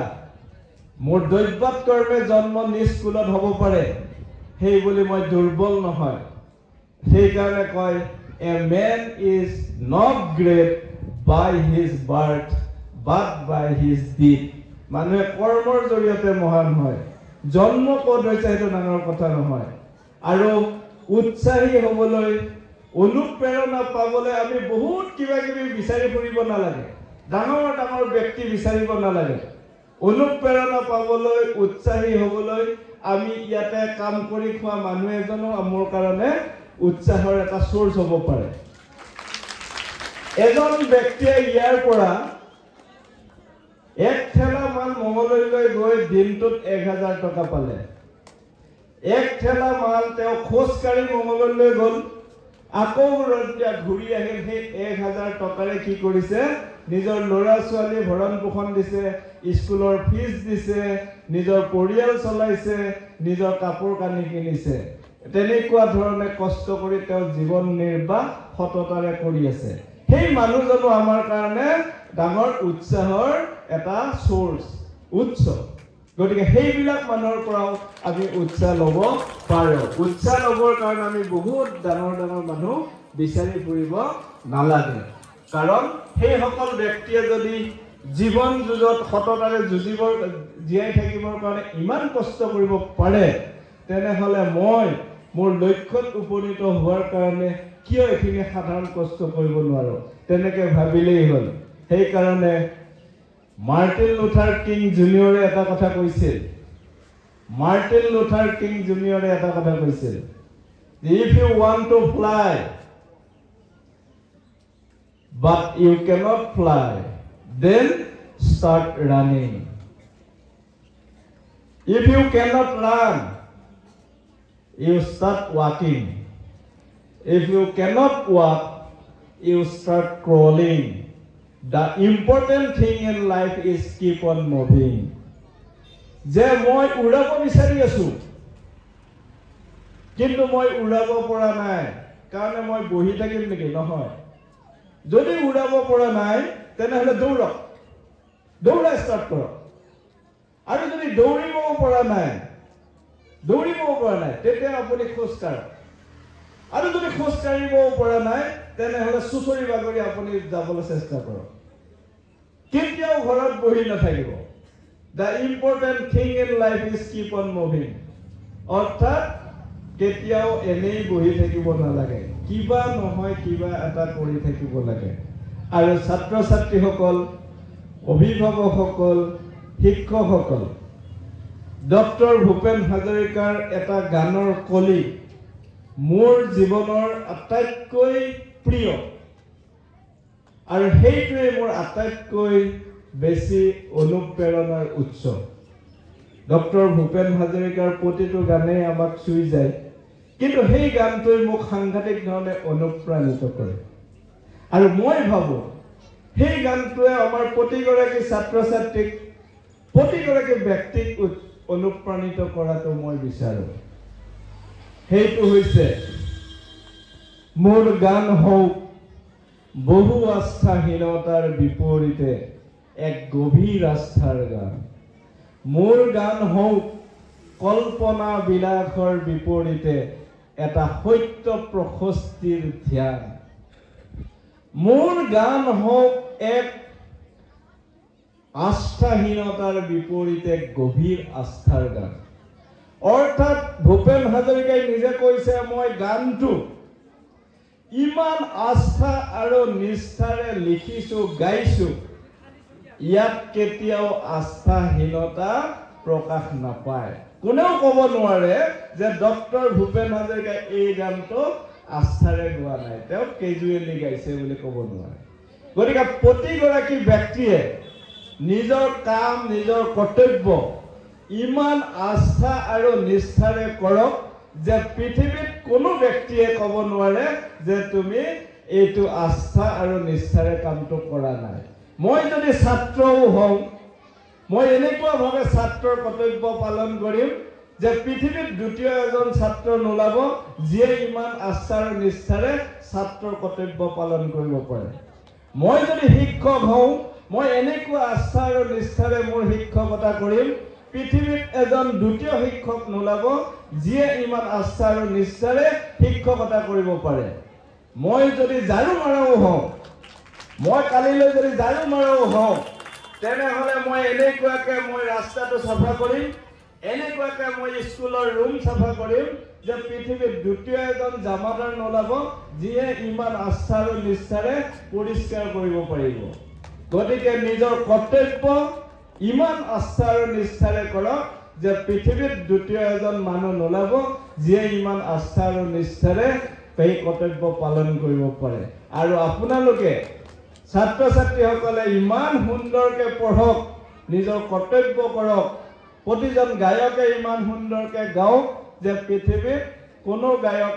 নোলাব যে মোৰ দৰে ইমান আস্থা আৰু নিষ্ঠাৰে গান গাব পাৰিছে গতিকে তেনেকুৱা ধৰণৰ কথাৰে আমি নিশ্চয়কৈ আগবাঢ়িলে আমি আগবাঢ়ি যাব পাৰিম এতিয়া কথাটো হ'ল যে শিক্ষকসকলক উদ্দেশ্যি মোৰ দুআষাৰমান কথা ক'বলগীয়া থাকে। এখন বিদ্যালয়ত আহিলে ছাত্ৰ ছাত্ৰীও আছে, তথাপি শিক্ষকতাৰ লগত জড়িত ব্যক্তিসকলৰ উদ্দেশ্যি মই কেইআষাৰমান কথা ক'ব বিচাৰিম। মই সেইদিনাখন শিক্ষক দিৱসৰ ডিষ্ট্ৰিক্টত পতা সেই শিক্ষকসকলক সম্বোধন কৰোঁতেও সেই কথাটো কৈছিলোঁ। এজন শিক্ষকে তেখেতৰ শিক্ষকতা কিদৰে পালন কৰে তাৰ কাৰণে তেওঁ 6টা চি ফুলফিল কৰিছেনে নাই নিজকে চাব। A teacher should look into his personality, particularly in the aspect of 6C, 6টা C. 1 নম্বৰ চিটো হৈছে চইচ। এজন শিক্ষকৰ শিক্ষকতাটো পছন্দৰ বস্তু হ'ব লাগিব। Yes, teaching is my choice. মই শিক্ষকতা মই এই কাৰণে কৰিছোঁ because I love teaching. মই শিক্ষকতা কৰি ভাল পাওঁ। মই ল'ৰা ছোৱালীক জ্ঞান দি ভাল পাওঁ, সমাজক জ্ঞান দি ভাল পাওঁ। শিক্ষকসকল সমাজৰ কি হয়? পোহৰি। শিক্ষকসকল সমাজৰ চেণ্টাৰ বুলি নিউ এডুকেশ্যন পলিচিটো কৈছে। শিক্ষকসকল যে teachers are the centre of the society. Teachers are the centre for the social change. সামাজিক পৰিৱৰ্তনৰ কেন্দ্ৰ। মই দৰমহা কেই টকা পাওঁ সেইটো ডাঙৰ কথা নহয়, কিন্তু মই শিক্ষকতা ভাল পাওঁ, সেইটো মোৰ পচন্দ। ইফালে মোৰ 2000 টকা, ইফালে মোৰ দৰমহা 2000 টকা, কিন্তু মই চৰকাৰী চাকৰি এটা পাইছোঁ, সেইটোত হয়তো মই 1000 টকা বেছি পাম। নাই, সেই কামটো মোৰ ভাল নালাগে, কাৰণ আই লাভ টিচিং। শিক্ষকতা পচন্দৰ হ'ব লাগে। 1 নম্বৰ চিটো হৈছে চইচ। আপুনি নিজকে চাব যে শিক্ষকতাটো আপোনাৰ পচন্দ হয় নে নহয়। যদি শিক্ষকতা এনে আপুনি বৃত্তি হিচাপে লৈছে, চাকৰি কৰা আৰু শিক্ষকতা কৰা সম্পূৰ্ণ বেলেগ বস্তু। চাকৰি কৰা আৰু শিক্ষকতা কৰা বেলেগ বস্তু। চাকৰিটো বেলেগ আৰু শিক্ষকতাটো বেলেগ। So' teaching must be your choice. Choice প্ৰথম চি। 2 নম্বৰ চিটো হৈছে ক্ৰিয়েটিভিটি। এজন শিক্ষকৰ সৃষ্টিশীলতা, উদ্ভাৱনীয়তা থাকিব লাগিব। এজন শিক্ষকে নিজৰ শিক্ষকতাত সদায় চেঞ্জ আনি অৰ্থাৎ উদ্ভাৱন কৰিব লাগিব। আজি মই এই চেপ্টাৰটো কেনেকৈ পঢ়ালে ভালকৈ ল'ৰা ছোৱালীয়ে বুজি পাব, এইটোত মই কেনেকৈ পঢ়াম তেওঁ ভাবি থাকিব লাগিব। এইটোক কয় ক্ৰিয়েটিভিটি, নতুনত্ব আনিব লাগিব। নেক্সট চিটো হৈছে চেঞ্জ। আপুনি বিচাৰকে বা নিবিচাৰকে পৰিৱৰ্তন আহিব। A teacher must accept the change. এজন শিক্ষকে পৰিৱৰ্তনটো গ্ৰহণ কৰিব লাগিব। আপুনি বিচাৰকে বা নিবিচাৰকে, change is the only thing which is constant. পৰিৱৰ্তনে এটা অপৰিৱৰ্তনীয় বস্তু। আপুনি বিচাৰিলেও নিবিচাৰিলেও পৰিৱৰ্তন আহিবই। গতিকে শিক্ষকতাত পৰিৱৰ্তন আহিছে। আজি মই কম্পিউটাৰ নাজানো, সেই বুলি শিক্ষকতা এতিয়া ICT ইউজ কৰিব লাগে। আমিতো এইবিলাক শিকা নাছিলোঁ, আমি নোৱাৰিম, নহ'ব। আপুনি চেঞ্জৰ লগত আপুনি খাপ খুৱাবই লাগিব। 4 নম্বৰ চিটো হৈছে কমিউনিকেশ্যন স্কিল। আপুনি ল'ৰা ছোৱালীক বুজাব পৰাৰ যিটো স্কিল সেইটো লাগিব, সেইটো ডেভেলপ কৰিব লাগিব। সেইটো জন্মতে নাহিবও পাৰে, কিন্তু আপুনি সেইটো ডেভেলপ কৰিবৰ কাৰণে প্ৰেক্টিচ কৰি থাকিব লাগিব। বহুত শিক্ষক আমিও পাইছিলোঁ, আপোনালোকে হয়তো পাইছে জীৱনত, যে বহুত জানে কিন্তু শিকাব নোৱাৰে। তেনেহ'লে টিচিঙৰ ক্ষেত্ৰত সেইটো নহ'ব। টিচিঙে অৰ্থাৎ এজন টিচাৰৰ কমিউনিকেশ্যন স্কিলটো থাকিব লাগিব। সেইটোক কয় কমিউনিকেশ্যন স্কিল। নেক্সট চিটো হৈছে কেয়াৰ। এজন শিক্ষকে সদায় কেয়াৰ কৰিবই লাগিব। ডোন্ট কেয়াৰ ভিত্তিত নহ'ব। শিক্ষকতাৰ ভিত্তিত নাই মই এনেকৈ চলো, নাই, কাৰণ আপোনাক ছ'চাইটিয়ে চাই আছে। আপুনি ছ'চাইটিৰ প্ৰতি কেয়াৰিং হ'ব লাগিব। মাক দেউতাকৰ প্ৰতি কেয়াৰিং হ'ব লাগিব, পৰিয়ালৰ প্ৰতি কেয়াৰিং হ'ব লাগিব, ল'ৰা ছোৱালীৰ প্ৰতি আমি কেয়াৰিং হ'বই লাগিব, যত্নবান। নিজৰ ল'ৰাৰ প্ৰতিটো ছাত্ৰ ছাত্ৰীক নিজৰ ল'ৰা ছোৱালীৰ দৰে চাবই লাগিব। আজি মোৰ ল'ৰাটোৰ উন্নতিত সেইকাৰণে কয় শিক্ষকে বোলে নিজতকৈও উন্নতি হোৱাটো বিচাৰে নিজৰ ছাত্ৰ ছাত্ৰীক, সেইটোকে কয় কেয়াৰিং। গতিকে কেয়াৰটো থাকিব লাগিব। আৰু এটা হৈছে কমিটমেণ্ট। মই যদি শিক্ষক হয়, এই কামটো যদি মই এইখিনি সময়ত কৰিব লাগে, মই কৰিবই লাগিব। মই গৰমৰ বন্ধত বহি চাই খোলাৰ দিনাই ল'ৰা ছোৱালীক মই বহি হাতত দিব লাগিব, এইটোক কয় কমিটমেণ্ট। মই ল'ৰা ছোৱালীক কৈছোঁ কাইলৈ 9 বজাত মই পঢ়াম, য়েছ 9 বজাৰ 5 মিনিট আগত আপুনি আহি পাব লাগিব। মই ল'ৰা ছোৱালীক কৈছোঁ কাইলৈ তোমালোকে 3 বজাত আহিবা, মই 3 বজাত নাবাজোতে মই আহি হাজিৰ হ'ব লাগিব, এইটোক কয় কমিটমেণ্ট। মই সিহঁতক কম। গতিকে এইকেইটা চি ফুলফিল কৰিছোঁ নে নাই আমি চাব লাগিব। যদি শিক্ষক হিচাপে নিজকে আপলিফ্ট কৰিব বিচাৰে, আপোনালোকে সদায় চাই থাকিব যে মোৰ এইটো হৈছে নে নাই, মই কমিউনিকেশ্যন স্কিলটো ডেভেলপ কৰিব পাৰিছোঁ নে নাই, মই পৰিৱৰ্তনৰ লগত চলিব পাৰিছোঁ নে নাই। কোৰ্চ সলনি হৈ আছে, সেই বুলি আপুনি যে এইবিলাক সলনি হ'ল মই নোৱাৰোঁ, নহ'ব। আপুনি চেঞ্জৰ লগত থাকিব লাগিব। গতিকে এই বস্তুবিলাক আমি শিক্ষকসকলে নিজকে ডেভেলপ কৰি থাকিব লাগিব। আৰু নহ'লে কি হ'ব, আমি অবচলুট হৈ যাম, অৰ্থাৎ আমি অদৰকাৰী হৈ যাম। গতিকে অদৰকাৰী নহ'বৰ কাৰণে শিক্ষকজন সদায় আপডেট হৈ থাকিব লাগিব, আৰু সেইটো বহুত বেছি দৰকাৰ। আৰু ছাত্ৰ ছাত্ৰীসকল এটা কথা কওঁ, এইটো হৈছে বিশ্বাসে হৈছে আটাইতকৈ ডাঙৰ, আটাইতকৈ শক্তিশালী মটিভেটৰ। বিশ্বাস। যেতিয়া তোমাৰ বিশ্বাস হ'ব, yes I can, nothing can prevent you from achieving the গ'ল।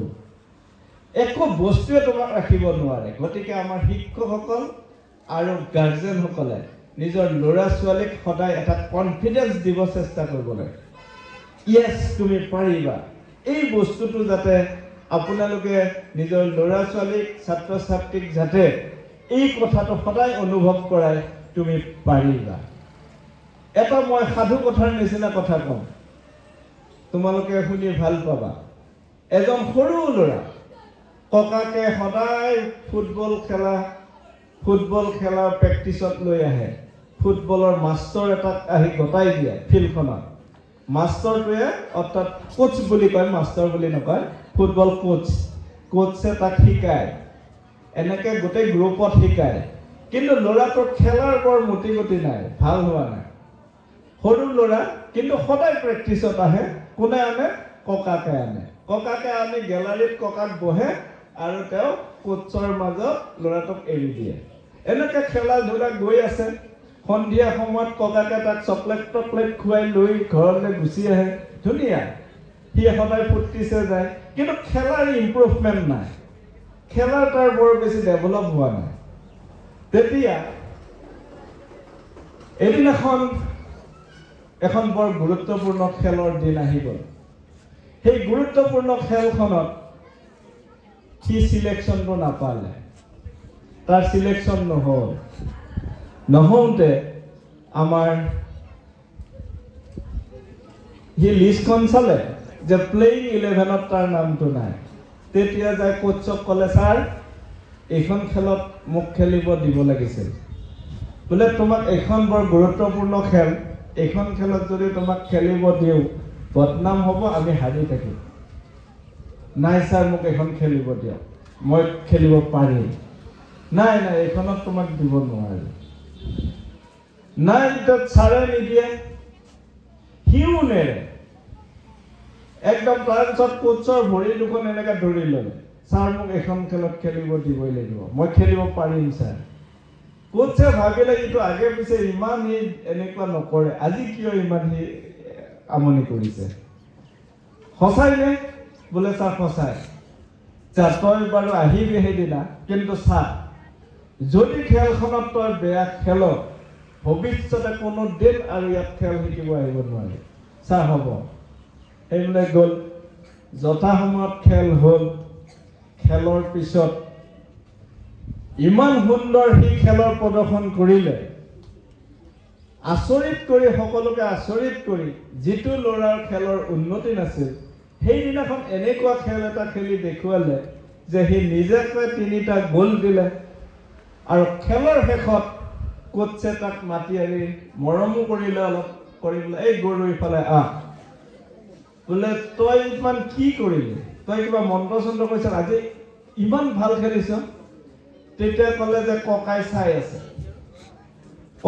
আছে বুলি কওঁতে স্বভাৱসুলভভাৱে কোচে গেলাৰীলৈ চালে ক'তা ককাটো নাই ককাই ওপৰৰ পৰা চাই আছে তাৰমানে ককাকজন ইতিমধ্যে ঢুকাইছে ওপৰৰ পৰা ককাকে চাই আছে নে নাই সেইটো নাজানো কিন্তু ল'ৰাজনৰ সেইটো বিশ্বাস যে আজি ককাকক সি ভাল খেলি দিবই লাগিব কাৰণ ককাকে ওপৰৰ পৰা চাই স্বৰ্গৰ পৰা চাই আছে জীয়াই থাকোঁতে যিহেতু সি ভাল খেল দেখুৱাব নোৱাৰিলে আজি স্বৰ্গৰ পৰা তেওঁ চাব লাগিব মোৰ ভাল খেল চ' believe is the greatest motivator বিশ্বাসেই হৈছে আটাইতকৈ সাংঘাতিক ডাঙৰ মটিভেটৰ মানে যেতিয়া বিশ্বাস আহে এই মটিভেট হ'বই আৰু motivation should come from within motivationটো বেলেগে দিব নোৱাৰে motivation নিজৰ পৰা আহিব লাগিব মই কিবা এটা হ'ম বেলেগে তোমাক মা দেউতা বাবা সবে কৈ থাকিব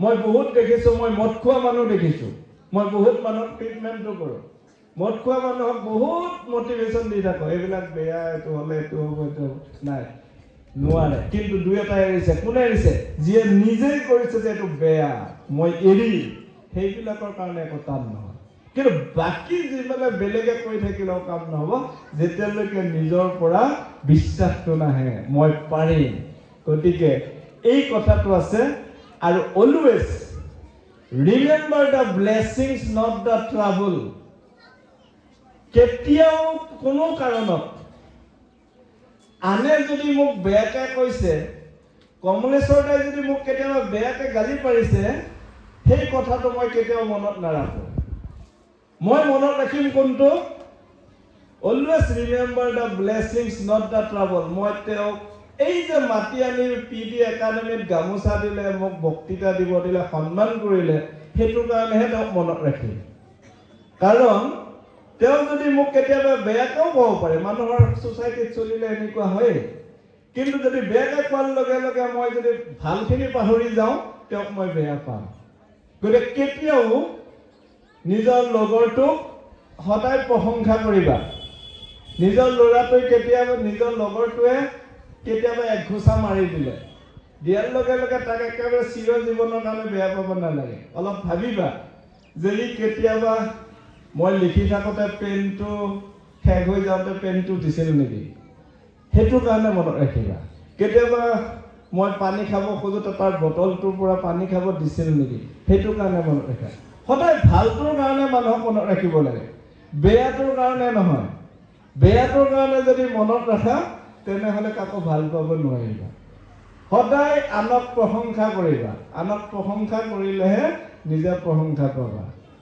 তোমাৰ হাঁহিটো বিৰাট ধুনীয়া বুলি ক'বলৈ ভয় বেয়া নাপাবা আমি প্ৰশংসা কৰিব নোৱাৰোঁ আমি প্ৰশংসা কৰি বেয়া পাওঁ আমি কেতিয়াও তোমাক ভাল লাগিছে এই ক'ব নোৱাৰোঁ তোমাৰ আখৰকেইটা বৰ ধুনীয়া আমি নকওঁ পটককৈ তাৰ এটা উদাহৰণ দিছোঁ আমি ক'ব নোৱাৰোঁ কিন্তু ক'ব পাৰিলে তুমি সকলোৰে প্ৰিয় পাত্ৰ হ'বা তুমি ধুনীয়াকৈ নাচিছা লগৰটোক ক'ব লাগিব তোমাৰ চুলিকেইডাল বিৰাট ধুনীয়া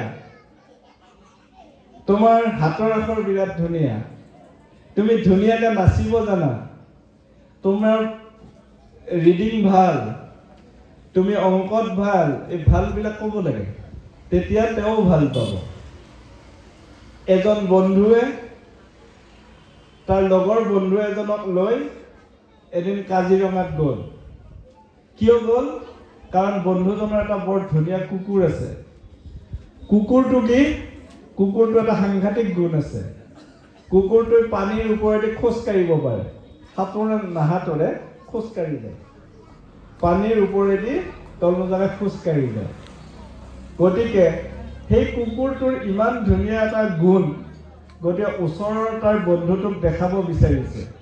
বন্ধুটোৱে নাজানে, গতিকে বন্ধুটোক ক'লে, হে বন্ধু, আজি আমি কাজিৰঙাত হাঁহ চিকাৰ কৰিব যাওঁ।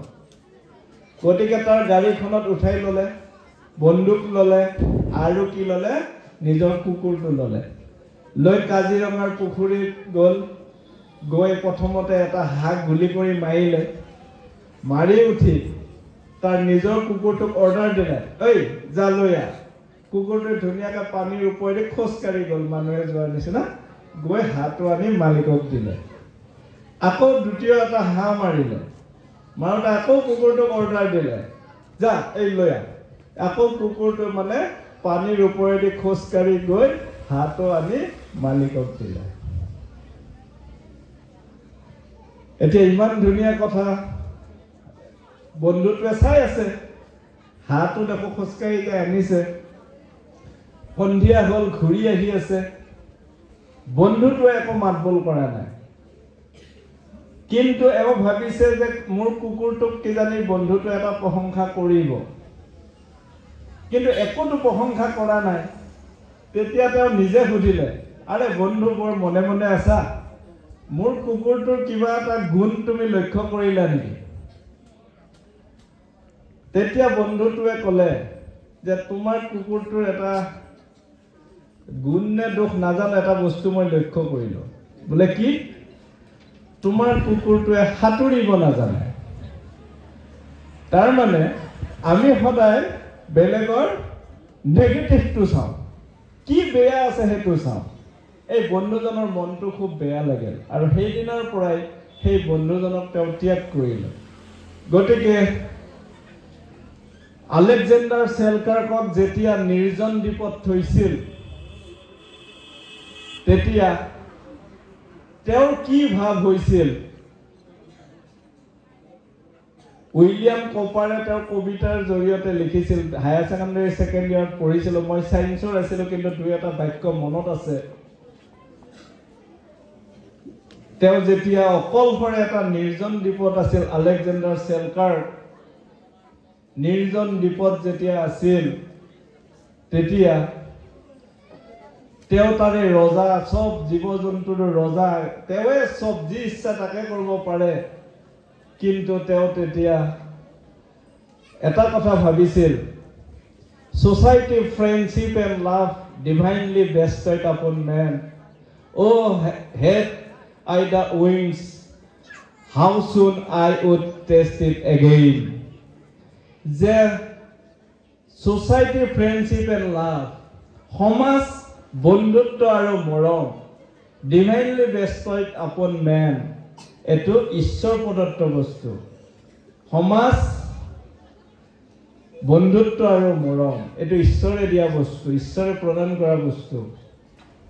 যদি আজি মোৰ কপৰ দৰে দেউকা থাকিলেহেঁতেন, পুনৰ উৰা মাৰি গৈ সেই মই নিজৰ লগ বন্ধু সমাজখন দেখিলোঁ হয়, মোৰ কিমান ভাল লাগিল হয়। এতিয়া আমি সমাজত আছোঁ, গতিকে সমাজৰ মূল্যটো আমি ভালকৈ বুজি নাপাওঁ। আমি সমাজ, মৰম, ভালপোৱা এইবিলাক কেতিয়া বুজি পাম?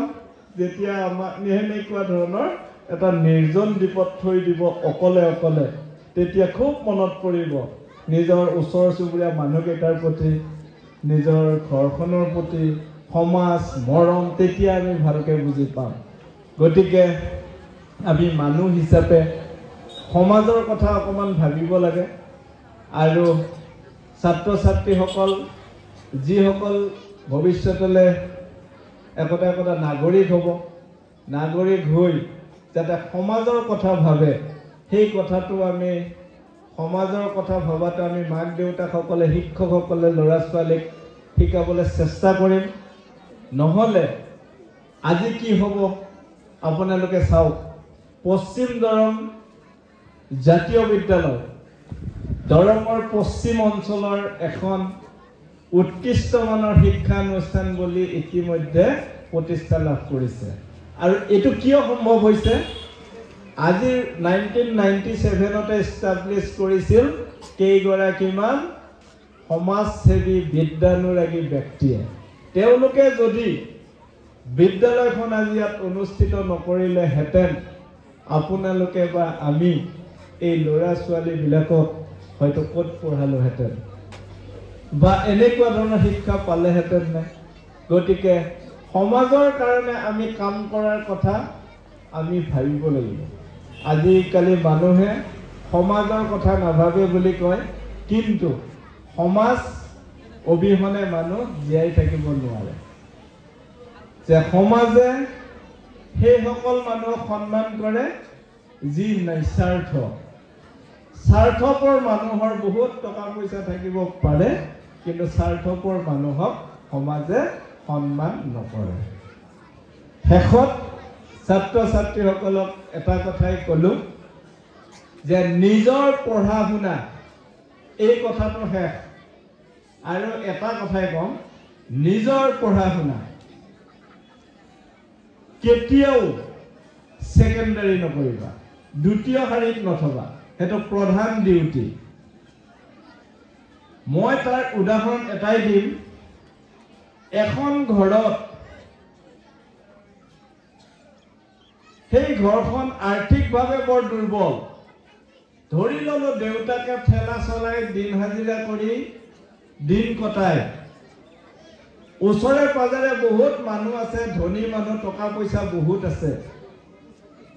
সেই দুখীয়া পৰিয়ালটোৰ এজনী ছোৱালীয়ে মেট্ৰিকত ষ্টেণ্ড কৰিলে, হায়াৰ ছেকেণ্ডাৰীত ষ্টেণ্ড কৰিলে ছাপোজ।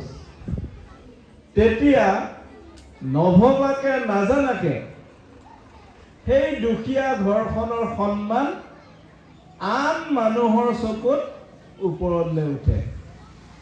পঢ়া শুনাত যেতিয়া ৰিজাল্ট পৰীক্ষাত ভাল হয়, ক'ব নোৱাৰাকে ঘৰখনৰ এটা মৰ্যাদা এই ছাত্ৰ বা ছাত্ৰীগৰাকীৰ জৰিয়তে ওপৰলৈ যায়। যিমানে টকা থকা মানুহ নাথাকক কিয়, ভাবিব যে এইখন ঘৰত এটা ষ্টেণ্ড কৰা ছোৱালী আছে, ষ্টেণ্ড কৰা ল'ৰা আছে, ইয়াত এটা চোকা ভাল ল'ৰা আছে, এজনী ভাল পঢ়া শুনাত ছোৱালী আছে। গতিকে সেই ঘৰখনকো লাহে লাহে সন্মানৰ চকুৰে চাবলৈ ধৰে। সেইকাৰণে শিক্ষাই, পঢ়া শুনাই ঘৰখনৰ প্ৰতি এটা সন্মান বৃদ্ধি কৰে। আৰু সেইটো হৈছে ছাত্ৰ ছাত্ৰীয়ে মাক দেউতাকক দিব পৰা আটাইতকৈ ডাঙৰ এটা গিফ্ট, উপহাৰ। গতিকে উপহাৰ আৰু বেলেগ নালাগে। ছাত্ৰ ছাত্ৰীসকলে নিজৰ পঢ়া শুনা ভালকৈ কৰি পৰীক্ষাত ভাল ৰিজাল্ট কৰি যিটো গিফ্ট মাক দেউতাকক দিব, আৰু তাতকৈ ডাঙৰ গিফ্ট দৰকাৰ নাই, বহুত টকা পইচাৰ দৰকাৰ নাই। নিজৰ দায়িত্ব ভালকৈ পালন কৰিবা। আৰু এই মঞ্চৰ জৰিয়তে মোৰ শেষৰ কথাখিনি ক'লো যে আজিৰ পৰাই 2025 জানুৱাৰী নহয়, জানুৱাৰীৰ আজি কিমান তাৰিখ? 22 তাৰিখ নে 23 তাৰিখ? 23 তাৰিখ। 2025 জানুৱাৰীৰ 23 তাৰিখ মানে 25 বছৰটো আছেই।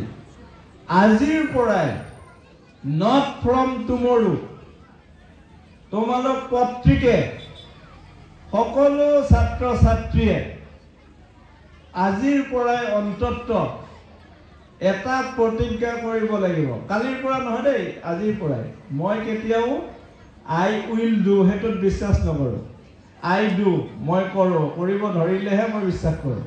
গতিকে আজিৰ পৰাই এটা কথা প্ৰতিজ্ঞা কৰিবা যে মই নিজৰ দেহৰ, নিজৰ ঘৰৰ, নিজৰ সমাজখনৰ বা নিজৰ ৰাজ্যখনৰ বা বিদ্যালয়খনৰ, নিজৰ সমাজখনৰ, গাঁওখনৰ, নিজৰ ঘৰখনৰ আৰু মোৰ স্বাস্থ্যৰ, মোৰ ব্যক্তিগত জীৱনৰ হানি হ'ব পৰা একো কাম নকৰোঁ।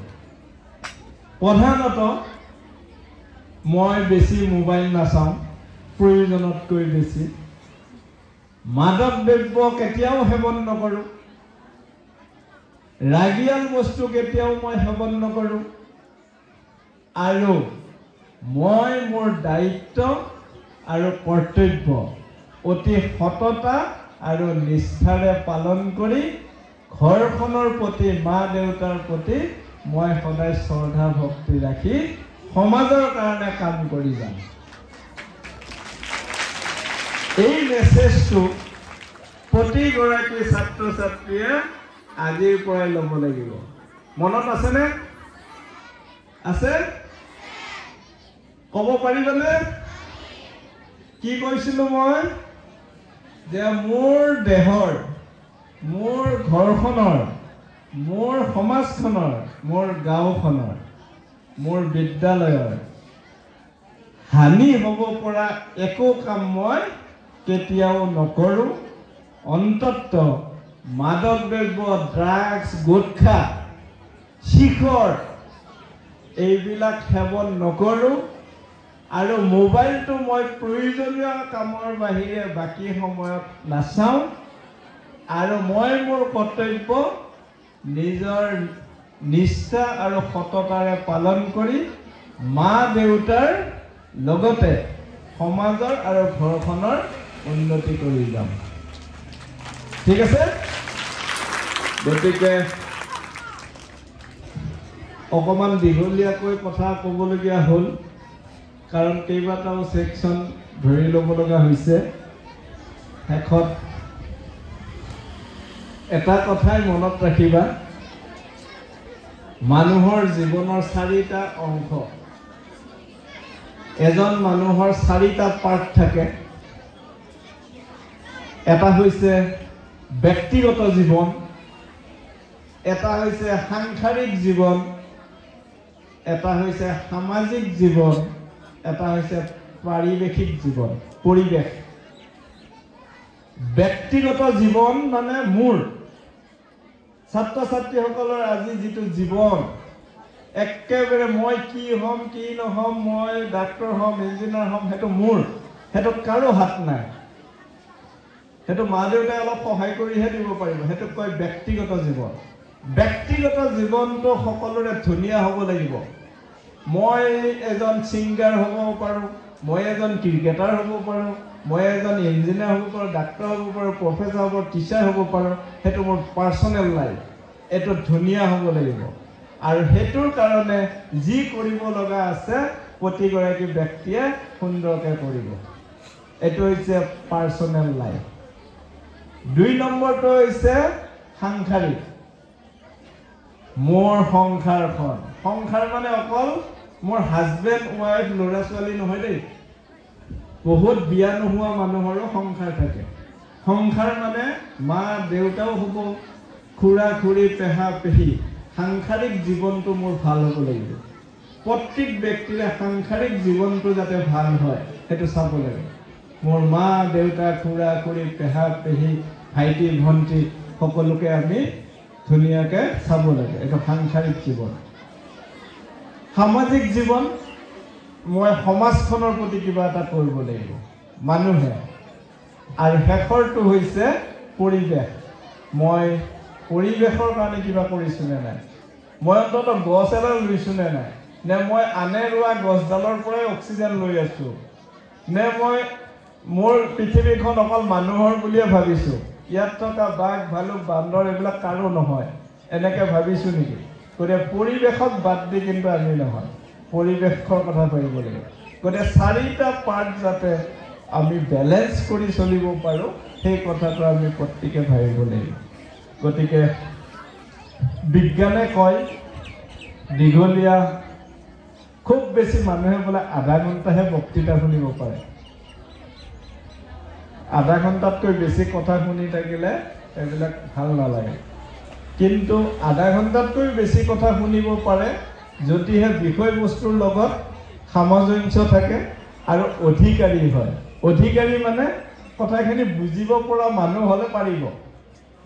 যদি মোৰ কোৱা কথাখিনি বুজি নাপায়, অধিকাৰী নহয়, তেনেহ'লে আধা ঘণ্টাও শুনিব নোৱাৰে। বিজ্ঞানৰ কথাটোও ভুল হ'ব। আৰু বিজ্ঞানৰ কথাটো ভুল হ'ব, 1.5 ঘণ্টাও শুনিব পাৰে যদি বিষয়বস্তুৰ সামঞ্জস্য থাকে আৰু অধিকাৰী হয়। অৰ্থাৎ বিষয়বস্তুটো বুজিব পৰা ধৰণৰ ব্যক্তিৰ আগত যদি কৈছোঁ তেনেহ'লে আধা ঘণ্টাতকৈ বেছি শুনিলে আপত্তি নাই। আৰু মই ভাবিছোঁ ইউ অল আৰ অধিকাৰী। আপোনালোকে মোৰ কথাখিনি বুজি পাইছে। ছাত্ৰ ছাত্ৰীসকলে অলপ আমনি পাব, মই ইয়াৰ লগত বেলেঞ্চ কৰি কথাখিনি ক'ব বিচাৰিছোঁ। গতিকে পুনৰ PD একাডেমীৰ শিক্ষক শিক্ষয়িত্ৰী, ইয়াৰ অধ্যক্ষ, পৰিচালনা সমিতি, মঞ্চত উপবিষ্ট প্ৰতিগৰাকী গুণী জ্ঞানী ব্যক্তিৰ ওচৰত মই কৃতজ্ঞতা জ্ঞাপন কৰিছোঁ যে এনেকুৱা এটা সুন্দৰ অনুষ্ঠানত মোক মাতি আনি আপোনালোকৰ আগত দুআষাৰ ক'ব দিলে, মৰম যাচিলে, সন্মান যাচিলে, এই গোটেইখিনি আশীৰ্বাদ হিচাপে লৈছোঁ আৰু বিদ্যালয়খনৰ উন্নতি কামনা কৰিছোঁ। ছাত্ৰ ছাত্ৰীসকলৰ যিটো ৰিজাল্ট, সেই ৰিজাল্টটো আৰু মানে কি আৰু success is not the destiny, it is a journey. কৃতকাৰ্যতাৰ কোনো শেষ বিন্দু নাই, ই এটা অবিৰত যাত্ৰা। গতিকে ইয়াৰ শেষ বিন্দু নাথাকে। আজি 99% পাইছে, কাইলৈ হয়তো 100%ৰ কাৰণে আমি চেষ্টা কৰিম। গতিকে পুনৰ অভিনন্দন, ধন্যবাদ, নতুন বছৰৰ শুভেচ্ছা জনাই প্ৰত্যেকৰে সুস্বাস্থ্য দীৰ্ঘায়ু কামনা কৰি মোৰ ক'বলগীয়াখিনি সামৰিছোঁ। ধন্যবাদ।